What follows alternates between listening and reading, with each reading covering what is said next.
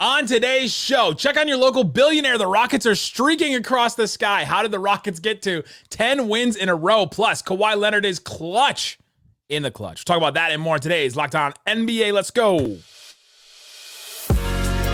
You are Locked On NBA, your daily NBA podcast. Locked On Podcast Network, your team every day. And welcome. You're locked on to the NBA. My name is Nick Angstadt, host of the Locked On Mavericks podcast, part of the Locked On Podcast Network, your team every day. Thanks for being part of the show. Make it Locked On NBA your first listen today on any podcast platform, Apple, Spotify, etc. The best way you can help us grow the show is to listen to the show and comment anything below on YouTube. Let us know what team you're coming here from, what's your go-to, what's your everyday show, and all that.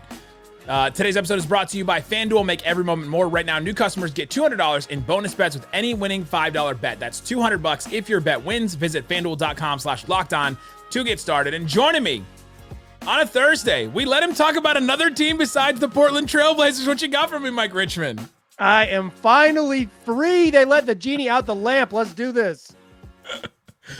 Oh man, today we'll talk about the Sixers losing to the Clippers. The Clippers get a win that they needed, that they almost didn't get, but Kawhi Leonard had some heroics, and Kelly Oubre did not. So we'll talk about them.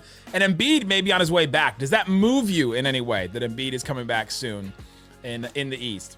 Then we'll play Count It Up, where we count all the most interesting, fun things in the NBA, including Draymond Green getting ejected 3 minutes and 36 seconds, which is either a long or short time, depending on what you're timing, into the game. We will talk about that. And was Steph Curry crying? All that. And then, more hilarity will ensue in that segment. But let's start here, Mike Richman. The Houston Rockets, 10 wins in a row all of a sudden. Absolutely dominating their schedule in front of them right now. They're now above 500. They're an above 500 team not in the play-in, which is an insane thing to look at on the standings right now. They get the win against the OKC Thunder. Şengün has obviously been out. SGA was out in this game as well, so that is notable. These teams go into overtime. Chet fouled out with about 8:48 to go in the fourth quarter, and so they just went small the whole rest of the way. And it was the clash of all right, we're rebuilding. We've got these young guys, and let them go at each other, basically. Jalen Green, 37 points in this one. Had some really clutch, tough buckets. Jalen Williams as well, the battle of the Jalens. Josh Giddey, 31 points in this one, and got a lot of surprise, like, oh, I didn't know he could play like that, from the Rockets announcer several times when he was hitting clutch buckets. Let's just start with the Rockets side of this. What did you see from the Rockets, this incredible win they got? I mean, listen, Jalen Green has been as good as you can be over the last 15 games. Like he's 28 on basically 40, 80 shooting. And then he comes out tonight and has, and then he has 37. He's making plays off the bounce. He's hitting jump shots. He's drawing enough attention that his playmaking is meaningful. The Rockets have been a really good defensive team all year. They have the sort of freaky wings to make it happen with Brooks, and Amen Thompson is probably better on defense than I possibly could have imagined for someone who came from OTE. Jabari Smith Jr. back in the lineup after a game suspension, and he really helps on that end with what they do defensively. And clutch three. And he had a huge bucket, and Jalen Green makes plays down the stretch, and it's just like, they probably got a break here playing against this team in Oklahoma City without Shea, but like, don't give it back. Don't give it back. They're chasing down a team that's been there before and might not get there this time. I don't know what they're going to be like if they make the plan, but I think this stretch is when you sign vets in the offseason to build around your young core, this is exactly what you want. You want to be playing meaningful games in March and April. So the accelerated rebuild paying off in Houston. We were talking about the announcers in this game, and Craig Ackerman was just going nuts the whole end of this game, like screaming, talking over his like everybody else. And he said something in the middle of it where it's just kind of, there's like a lull after like a big play just happens late in the fourth quarter. It's a tight game. And he just goes, man, isn't it nice to be playing in these games that matter again? Like, you feel for them, and like you feel for the announcers and all these people. Like, you've been around teams, I'm around the Mavericks, and like you talk to all these people that work for these teams or that work in conjunction with the teams and have to cover teams. You know, you're in it right now with the Blazers and how terrible they've been, but this Rockets team was the joke of the NBA for years. Like all the GM surveys, like where would you not want to go as a free agent? Like the Houston Rockets. What's the worst coach team in the NBA? The Houston Rockets were like the number one thing. And now they're playing in these type of games. It's such a turnaround. I mean, you got to give credit to Ime Udoka. You've got to give credit to Fred VanVleet for going there and for, you know, just riding the ship and being like a very steady force for them. Give credit to Dylan Brooks for taking all the money, but then also still playing really good defense next to Amen Thompson and Jabari Smith and all that. Man, and Dylan Brooks, by the way, 2 huge threes at the beginning of overtime, and then hit like a weird floater that Josh Giddey tapped back in for him, and in overtime as well. So 8 points in overtime. Dylan Brooks was one of 9 when he took those threes. He was 1 of 9 from 3. And they kept going to that over and over again. That like the pick and roll with where at top of the key where Brooks would set it, and they would send 2 to the ball, and they kind of like because they're not afraid of him not afraid of like doubling off him. And he was like, you know what? If I'm going to be open, I'm going to shoot it. It's like, dog, you should not. Hey, let's go! It went in. It's then he's like calling for it in the next play, and he hits another one. Exactly. Like, he's like, I'm hot, baby. It's you're 2 of 10 now. You're 2 of 10. Josh Giddey also did something in this game I've never seen, and it's tough to say Josh Giddey and something I've never seen in the same sentence, but he hit a shot sitting down on the ground with 3:50 left to go in the fourth quarter. He out of a timeout. He falls down. He has the ball, and he just throws the ball up at the rim. I think for an alley-oop. I don't think he was attempting. It was a pass. I don't think but he passed it right into the basket and hit it there. By the way, Dylan Brooks airballed a 3 with 1:46 left in this game. If we want to go back to Dylan Brooks's just insane confidence level that he has, but you're all right about the Rockets. Like they've got these athletes. How many plays in the fourth quarter and in overtime did the Rockets get a layup or a shot at the rim by just, you know, everybody's playing small. We mentioned this before. Chet fouled out early in the fourth. How many plays did they get where it's Jalen Green or Amen Thompson or somebody that just jump and they jump with the defender at the same time and they just hang in the air longer and then finish the play? Like just, I think 4 or 5 buckets they got late in this game because of just being way more athletic than the Thunder, who are really athletic. Really athletic and yeah, exactly. And the youngest team in the league. Yeah. And they beat them with back cuts, just like with athleticism and all that stuff. They just, you know, there was a stretch early in the year when it's like, oh, the Rockets might be good. And then they had a sort of tough middle where it's like, no, they're bad. Actually, they're one of the bad teams. But you kind of like the NBA mostly rewards you for sticking with it. And it's like, Jock Landale was unplayable. For a big stretch. He's been really important during this run without Alperen Şengün. Like Reggie Bullock, mostly out of the picture, is playing some like useful energy minutes. He didn't play very much tonight, but he's played some catching strays from Spencer Dinwiddie too. Hey, he's fed his family for 11 years. Yes. But you're like it is the proof of kind of like build of that sort of belief in your roster building that depth matters and that you got to, and like why you continue to add these parts. Obviously, like we're talking about a team chasing the play in, right? So I don't not like, well, they added Dylan Brooks and it really freaking works, but it works. Like they're a competitive basketball team in a really crowded Western Conference. They've won 10 in a row. They're going to lose again before the end of the year, Nick. I really do think like, they're going to lose at some point. They have a tough schedule. Like they do. They still play. I believe they still play Minnesota. They play the they Mavs only have twice. They play the Mavs twice. They have that game against the Warriors. I believe they also play the Miami Heats, who are sometimes extremely good, sometimes kind of bad. Like it's not super set in stone, but like this is what you want. You want to make it to Locked On NBA on March 28th. Like you want to make the March 28th episode. Like, you know who's not making the March 28th episode? A bunch of bad teams. And the Rockets, they're making the Thursday show in late March. Coming up, let's talk about Blazers Hawks. No, we're good. Delano Banton, though, y'all. Go listen to Locked On Blazers. We're talking about Delano Banton. No, but we will talk about Clippers, Sixers. How did Kawhi Leonard make some clutch blocks and clutch and ones at the end of this game? How did the Sixers basically blow this game? We'll talk about that and more coming up.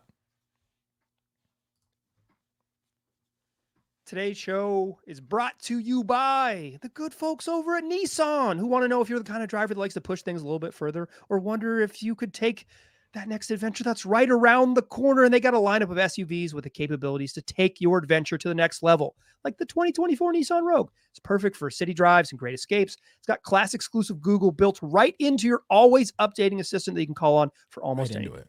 Gone are the days of connecting your phone. Instead, you got Google Assistant, you got Google Maps, you got Google Play Store built right into a 12.3-inch HD touchscreen infotainment system. That's the 2024 Nissan Rogue, the perfect midsize crossover for your next adventure. Or if you got a whole gang of buds, say you got the whole crew with you, and you want to take them around in style, why not grab that Nissan Armada? The 2024 Nissan Armada is going to change what you expect from a full-size SUV. Picture a rugged 4x4 that can seat up to 8 in first-class luxury and style. You could tow bigger and explore further in that 2024 Nissan Armada. Get your gang, get all their stuff, and cruise around looking hot. Take that 2024 Nissan Rogue, the Nissan Pathfinder, or the Nissan Armada. Go find your next big adventure. Shop NissanUSA.com. And while you're at it, check out Amazon Fire TV. It's your destination for sports, from live games to highlights to in-depth analysis. Go check out Amazon Fire TV. They offer amazing viewing experiences from smart TVs, as well as that Fire Stick that you can stick back in a dumb TV and make it a smart TV, and all that. Millions of movies and TV episodes, as well as free and live TV that also includes Locked On programming on there as well. Fire TV recently created Fire TV channels to deliver a constant supply of the latest videos from your favorite sports brands, all for free. That includes all of us here at Locked On. They have the Locked On Sports Today feed, Locked On Sports Dallas if you're in that area, Locked On Sports Los Angeles, Locked On Sports Bay Area is coming, Locked On. There's all kinds of stuff coming on that. So check it out, the Amazon Fire TV, all kinds of things like that. Check out Fire TV channels and Fire TV and Alexa devices. If you haven't checked out Fire TV channels, you should. Trust us on this. To learn more, visit Amazon.com/LockedOnFireTV. Again, Amazon.com/LockedOnFireTV. Thanks everybody for hanging out with us on Locked On NBA, being part of the show, being an everyday or listening every day. Appreciate each and every one of you. All right, Mike, let's talk about the Clippers and the Sixers. Clippers get a win 108-107. The Sixers, just feel bad for them. Embiid's been gone. Anthony Melton's been gone. They've just been out of players for a while. Harden left them, and now they had a 5-point lead with not a lot to go, and with a minute 51 left in this game, and they just choked it away. But this was Harden's first return to Philly. Let's start here. Were you impressed by the amount of booing, or were you disappointed by the amount of booing? Because he did get booed, but it didn't feel. Well, they didn't. You kind of got to let it, everyone needs to be involved in the hate. Like, you got to really coordinate to get the hatred to really spew. And during intros, they rip through opposing player intros. Oh, yeah. They should have announced him last. They should have said, okay, Paul George, Kawhi Leonard, Terrence Mann, Ivica Zubac, and number one from Arizona State. And returning to Philadelphia for the first time since this trade. And now the guy that you can all boo, number one, James Harden. But they introduced him first, and it was like it kind of messed it up. And that's a city that can boo, right? Like those the fine people of Philadelphia, they'll throw batteries at Santa or whatever it is. Like, they're ready for it. So I don't think I was surprised. I think I was mostly I was whelmed. I was neither underwhelmed or overwhelmed by it. Felt like Mike Breen was underwhelmed by the amount of booing. He wanted more hate. He did. He was ready for it. He really wanted it on the broadcast. Philly built a 15-point lead in the second quarter, and it just looked like the Clippers team was just going to clip again, because this Clippers team has not been as good as they've been on paper, or as good as we think that they should be at this point in the season. And it just looked like another one of those games. They made a comeback, and then late in this game, again, I said that the Sixers were up by 5 with a minute 51 left. By the way, the last 1 minute of this game took 15 real minutes. It took forever. It took forever to finish. So long. There are so many wild plays. Kawhi had an and one at the 44-second mark to take the lead, and then again at the 15-second mark to take the lead again. 2 and 1 drives in a row. But before that, Philly had the ball up 3, and Tyrese Maxey just fell over, and they gave up a bucket the other way, or not a bucket. They gave up a fast break and they fouled, and Amir Coffey split the free throws. But it's like, they could have just had the ball for 20 more seconds. Like if you get the ball in bounds and don't shoot, you probably win, right? Like you catch it with a minute left and just give it back to them up a bucket with 30 seconds left. It was a lot. It was a lot. And that was so an inbounds play at a minute, and Tyrese Maxey fell without like even contact. He just fell down. Yeah, he just slipped. He was running into the backcourt to get the ball, and like on his way there, he tripped over the paint on the floor, I guess. But then Kawhi hits those and one drives, just insane. And then you had another one, 8 seconds, where Maxey drives and falls down again, going the opposite direction, towards the rim this time, and falls down. That gets called for a foul. The Clippers challenge it. Nick Nurse is chirping because he thought it was a shooting foul. Ty Lue is chirping because he didn't think it was a foul. It ends up being an unsuccessful challenge. I didn't think it was a foul. I didn't think it was a foul either. I thought he fell down. But when they called it a foul on the court, It's hard to overturn. And then that was what the pool report said, is like we couldn't overturn it, basically. Right. I think that's fair. If you call it, if you already make the incorrect call, there wasn't an obvious evidence that he didn't get touched. But I thought he just fell over when I got to see the replay 7 times on ESPN. I can't stand these fouls. I say this all the time, whether it's against the Mavs, for the Mavs, whatever. When like a defender is just like standing in his space, and then an offensive player just flies into him. Even when Luka does it against people, I get so annoyed with like, why is that a foul? Can the defender not stand where they're standing? They have to move and allow the offensive player to get by them. I mean, Maxey just drives right into to Amir Coffey, and he's supposed to like, all right, here you go. Go ahead. Here you go. Yeah, you could make a layup with the game on the line. Yeah.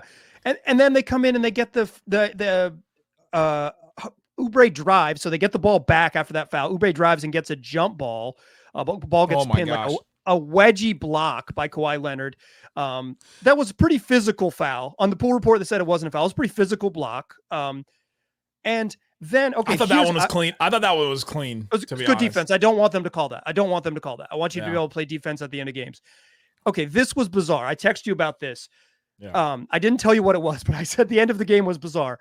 So they go to the replay to determine whatever, to determine the jump ball, and Nick Nurse takes a timeout, and his final timeout leading into a jump ball.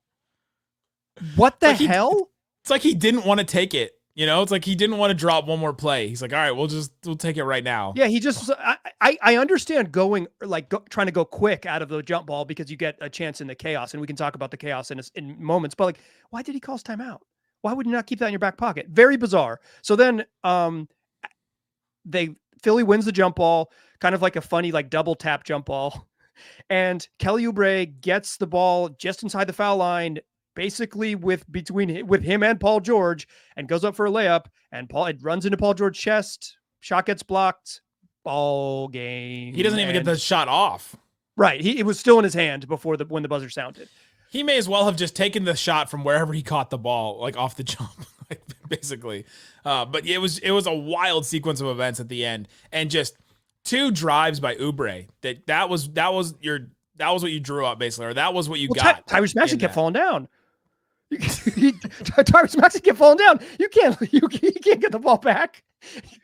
In the last minute of play, I know it took 20 minutes to complete, but in the last minute of play, he fell down twice. Once totally by himself at midcourt, and then another time driving to the rim, he fell over. Like the Clippers were throwing hard doubles at him the whole end of the game too. They were doubling him a lot because of course that's what you're going to do. Then I don't think the Sixers have done a great job with Tyrese Maxey getting double teamed. It's but they didn't in this game. I didn't feel like either. Just they needed one like release valve, and Kelly Oubre was like, I will be that guy. I will be that guy late in this game, and it just was not his moment. He's had a good season for them, like a bounce back year, but he's been good. And then him and Nick Nurse both lost their mind at the referees and said bad words. And they're you will tomorrow, or as you're probably listening to this podcast, thanks for making it your first listen, you will find out how much money Nick Nurse and Kelly Oubre owe the NBA, because that ain't free. That was not a free moment at the end of the game. That you're going to pay for that one. Kelly Oubre looked at all 3 of the refs afterwards and like, you're up, like just like one by one, pointed to each of them and just went down the line and then left. And I was like, I think it's worth. I think that was worth it. It was a good meme. Yeah, listen, Kelly Oubre, I mean, he's playing on a minimum this year, but he's made enough money that he could give $50,000 or whatever to the NBA's charity pot. Yeah, right. So Kawhi, though, in the last 45 seconds, an and one to take the lead, the game-winning and one, basically. He blocks the go-ahead, which was Kelly Oubre's drive that ended up being like the wedgie. Or no, he blocks Kelly Oubre. Yeah, and then he gets the kind of the block at the very end of the game. I mean, just an insane clutch performance by him. And yeah, but we also learned that Embiid is coming back with a couple games left. Does this move you at all? Does it move you if you're Boston, if you're like, hey, Embiid's going to come back with like a handful of games left is what Woj said. So he's going to come back with like 3-4 games, something like that. Does that move you that they're getting him back? If I'm Boston, absolutely not.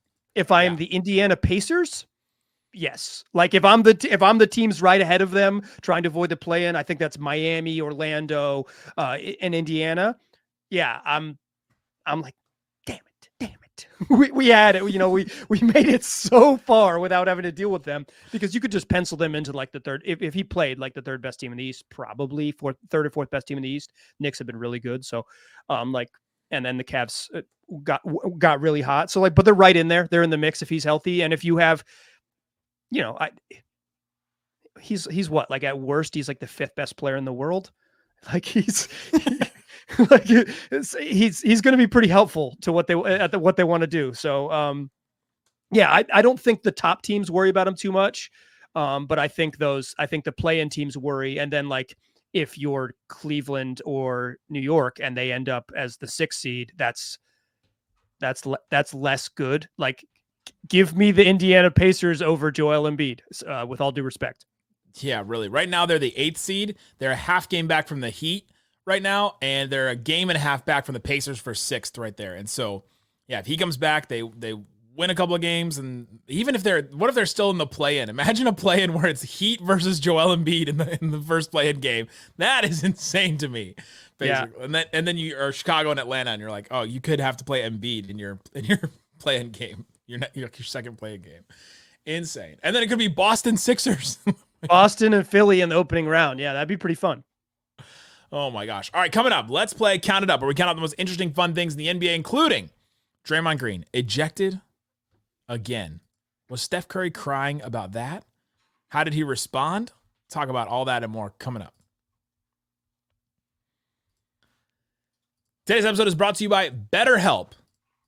Leading into talking about Draymond Green, I cannot think of a better way I can advertise BetterHelp and the services of BetterHelp than by telling you that we're going to talk about Draymond Green next. Everybody has something in your life that you need to get off your chest, whether you got to talk through something anxiety that's just, hanging on to you, that's just this right there. You've got questions that run through your mind at night as you're just sitting looking up at the ceiling. You have something in your life that you need to talk about. Let somebody walk you through that. Let somebody ask questions. Let somebody be unbiased and be there for you. Therapy can be different for everybody. Most of us have bigger problems than our favorite sports teams. Best player getting ejected all the time. It's important to get things off your chest every once in a while. If you're thinking about starting therapy, give BetterHelp a try. It's entirely online, designed to be flexible and suited to your schedule. Visit BetterHelp.com/LockedOnNBA to get 10% off your first month. Again, that's BetterHelp, HELP.com/LockedOnNBA. Check it out and see if there's a therapist that matches with you. You can change at any time. BetterHelp.com/LockedOnNBA. All right, Mike. It's that time of the week again where we talk about the most interesting, fun things in the NBA. It's our segment called Big Chicken, baby. Zion Williamson and porn star. Take that for that. Count it up. Count it up. Count it up. Count it up. Count it up. Draymond Green ejected again. 3 minutes and 36 seconds into this game, he goes after the refs for a foul that was called on Andrew Wiggins, like a foul that did not involve him. Not involved in the play. He was standing at the free throw line and he got mad on behalf of one of his coworkers. He gets upset and mad, and so he gets ejected. He gets two technicals immediately, gets ejected, and you see there's video going around of Steph Curry just head in his hands, just frustrated, rubbing his eyes, and then jersey over the eyes, like he's just got knocked out of March Madness. Like it looked like he was crying. After the game, the Warriors end up winning this game. Steph goes on a run. He gives like the longest night of history. I think he runs down the entire length of the court, like posing for pictures for people on courtside to take. After the game, Steve Kerr says of Draymond Green's ejection, It was too bad. It was unfortunate. He deserved it. He deserved it. My question is, Count it up. was Curry crying about Draymond Green? They embraced afterwards, and Draymond gave him the night in the hallway. Was Curry crying about that, do you think? I think he was crying because of Draymond Green. I don't think he was crying, to be honest. I think he was just frustrated. I think it was deeply frustrated. I think we all have like a coworker or a family member in our lives that, like, when you're at work or you're at like a family event, and it's like, I hope they don't do the thing they always do to ruin it. And then they do the thing that they always do to ruin it, like get ejected when the score is 6-6. It was 6-6. That Christmas episode of The Bear when his mom just like, oh, here she goes again. Like, oh, do you know how to make Sprite? Can you make Sprite for me? And like, okay, yeah, I'll make Sprite, Mom, from scratch. Yeah, and that it is. He was, when I saw the sort of not like Twitter ripped video shot on a potato, recorded on a potato, and I saw the broadcast from TV. It looked like that Steph was just like very upset. He was just frustrated in a way that is very believable when you love someone but you also hate them because they are the way that they are. Yeah, which is like, it felt like Steve Kerr was like, it's unfortunate. He deserved it. It's like, what coach says that their player deserved to get ejected in a game, right? But that's where we're at this point with Draymond, where it's like he does deserve this, and it's happened so many times that they're like, yeah, he deserved it. It's done. The second tech he chased down the ref to get, he gets the first tech, and he can just and it's Draymond Green. He's free.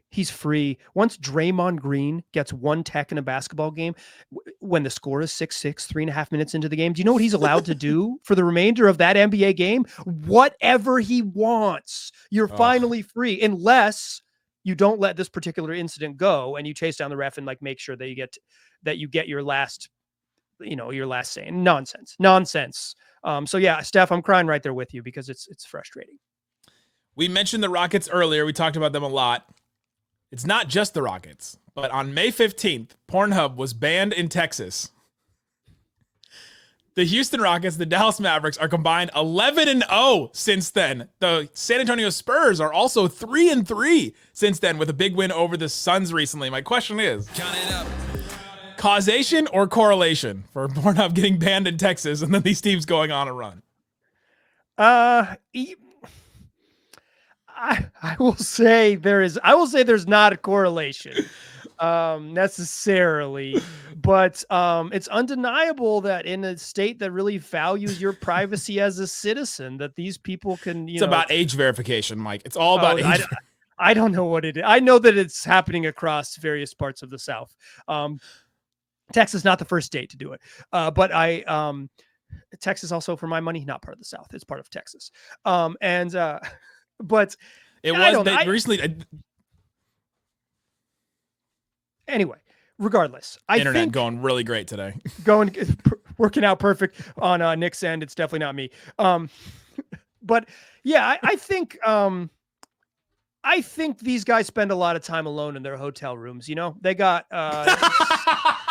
it could get boring out there. So maybe they're finding better outlets for their time. Oh my gosh. I guess so. But the Mavs, Spurs, and Rockets going 14-3 since then is wild to me. The state of Texas is on fire basketball wise on this. My last one I'll do here is Josh Hart recently said of his friend Mikal Bridges, who was part of the Villanova squad. The Knicks have assembled all the Villanova players except for Mikal Bridges at this point. And Josh Hart said, it's like that SpongeBob meme where Squidward is looking out the window and he sees SpongeBob and Patrick having fun, and Mikal Bridges is Squidward stuck inside not having fun. My question is, should the Nets let Mikal go free? Should they let him join the fun and just let him go? Because at this point, they almost lost to the Wizards tonight. Yeah, it's time. They tried to do it in Brooklyn in a lot of different ways. I say let them all free. Let them out. Move back to New Jersey.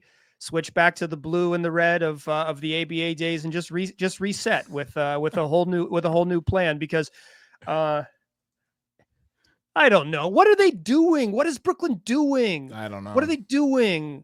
Like, Someone asked me recently, as the channel manager, they said, who has the hardest job on the NBA channel? And they said, and why is it the Pistons and Koo? And I was like, you know what? I don't think it's Koo. I think it's Locked On Nets. I think they have the hardest job right now because their team is not good. They're not going to make the play-in at all. They also don't have a draft pick. They don't have a draft pick. They can't talk about the draft. What are they supposed to do? It's a nightmare. As someone who has been podcasting about a bad basketball team for almost 1,000 consecutive days, At least you had Dame. Blazers haven't played a meaningful basketball game in 1,000 days, Nick. I just imagine like little notches on your Listen, if on you your could desk. see, if I move the camera, you would see what I've scratched into the wall. It's been a long time. The whiteboard, like days since played a meaningful basketball game. Yeah. So I feel for it. I think Koo over on Locked On Pistons, go check it out, has done a masterful job being disappointed in the Pistons this year. He's absolutely fantastic at it. But it's about to get dark for us in the world of the teams that don't make the playoffs. Like, the season ends in a couple weeks. I got the draft. There's 4 draft picks. What is Brooklyn doing? What is Brooklyn doing? They got nothing. They're going to talk about Ben Simmons back. We get a lumbar specialist on the program. Yeah, free McHale, free them all. Free Cam Johnson, free them all. Free Dennis Smith Jr. Let him. Oh yeah, send him back. Free Harry Giles. Free Harry Giles. Free old Cam Johnson. Yeah. Let him get back to enjoying the basketball again when he was like legitimately good and worth $100 million. Free them all. But Adam and Doug will do a great job on Locked On Nets all throughout the offseason, I'm sure. They always come up with something. And so go check them out. Go check out all the other shows. We've got a show that covers your team every day. I host Locked On Mavs. Mike hosts Locked On Blazers. Like you said, draft picks. Scoot Henderson looking like an NBA player. Well, hold on. Let's just Delano Banton. Okay, it's Locked On Delano over on the channel. We're not going to get too out over our skis on a 15-point night against. Okay, go listen to the show. I promise it's fun. Go check it out, guys. Thanks so much for listening to Locked On NBA. How many Delano Banton references do we get in? Unlimited. Not enough.